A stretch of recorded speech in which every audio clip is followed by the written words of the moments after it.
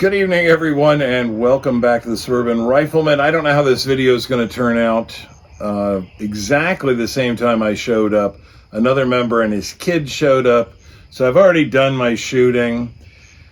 I was filming with my other phone. I'm filming with my other phone right now, and I didn't realize that I was out of memory in my other phone. So it stopped filming somewhere about halfway through the shooting session. I did have this phone on the Garmin, so I've got the video footage of the chronograph. I'll at least show that.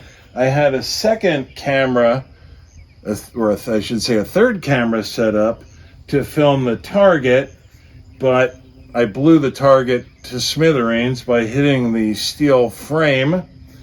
Just completely shredded the target, so I have no accuracy data, and I have no target camera footage. So I think mostly when it comes to shooting, you're just going to be seeing the chronograph screen, which is fine, because that's what we're out here for.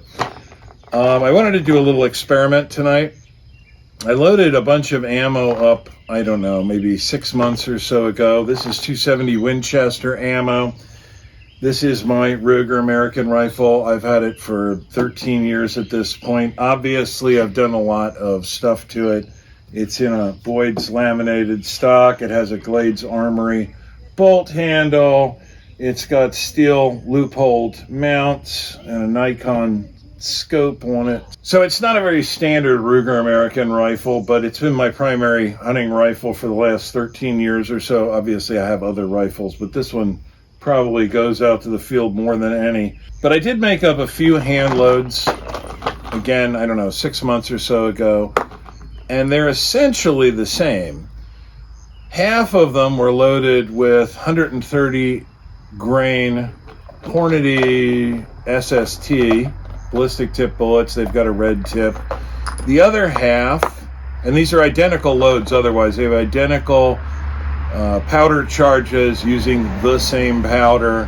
These are hand loads. I did these on a single stage press, measured every charge of powder on a scale.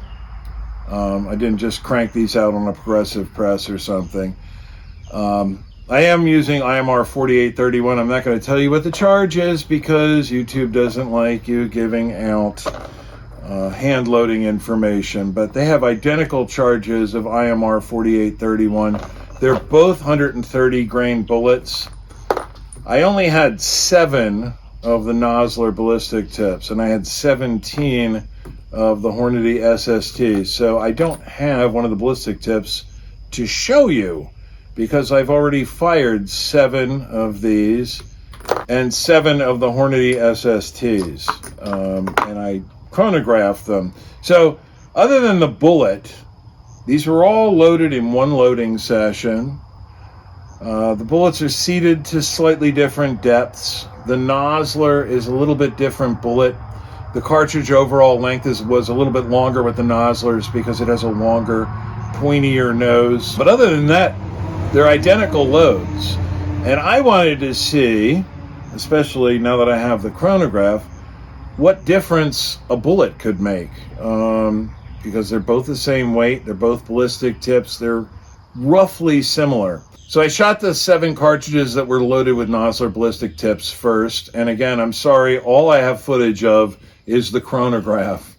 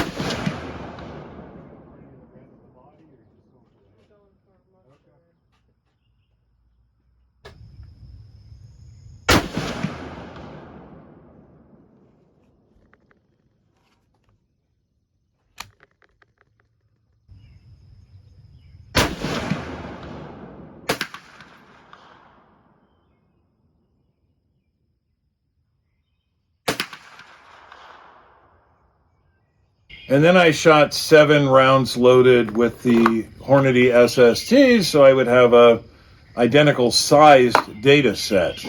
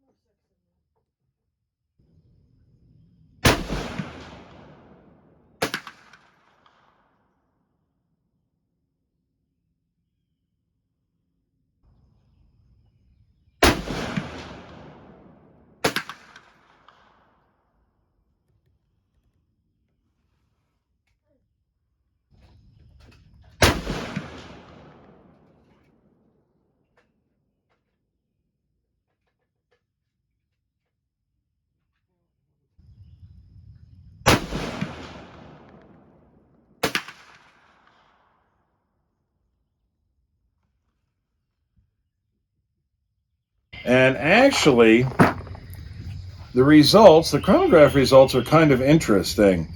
Neither of these loads, it's very hot and very humid today. I don't know if that has any effect.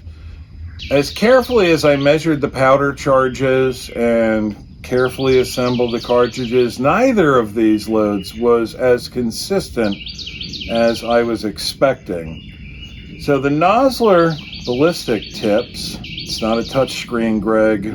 The Nosler Ballistic tips gave me an average velocity of 2,930.8 feet per second.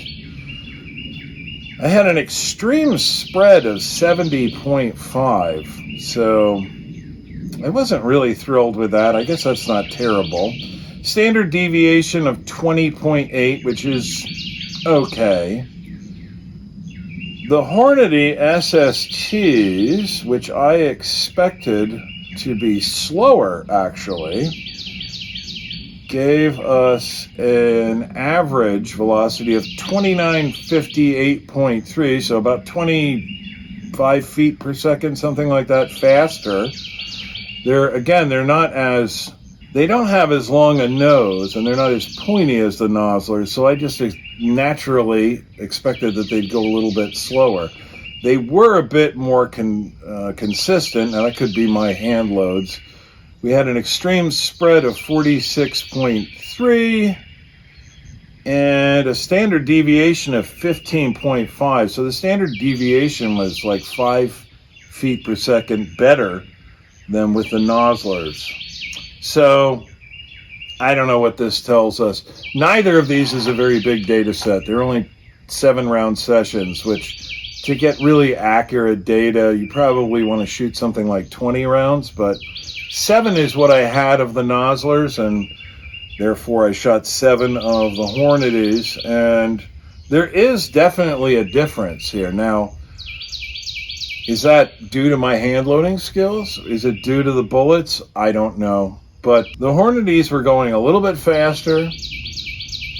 I was getting a little bit better consistency. The extreme spread was smaller, and the standard deviation was smaller. So I don't know if that really tells us anything about a difference in the bullets or if it was just variations in my hand loads, but it's kind of interesting to me to see. I'm going to have to play around with doing this stuff a little bit more. And when I do that, I will definitely get it on video. Hopefully, I will make sure that all my cameras are working when I do that. But I'll post it up here for you to see, and I hope to catch each of you then. Later, guys. What a ridiculously stupid video. Nothing went right tonight. Such is life.